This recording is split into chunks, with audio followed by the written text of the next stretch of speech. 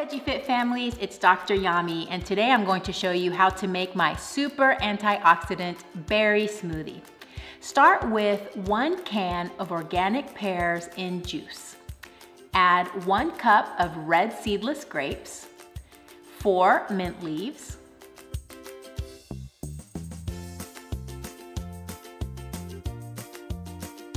half a teaspoon of turmeric powder,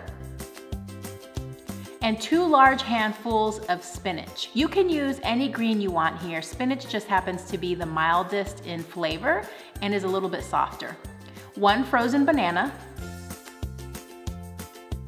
and 1.5 cups of organic frozen mixed berries or any berry of your choice. And now you're going to blend until nice and smooth. This is a great smoothie to make when you might be suffering from a cold or the flu and your appetite is low. It has the top 4 ways that you can get your antioxidants, which is herbs and spices and berries and leafy greens, all in one delicious smoothie. You can have the whole thing by yourself or share with a friend or family. I hope you enjoy it. Thanks for watching this video. If you like this recipe, share, please comment below, and have a plantastic day.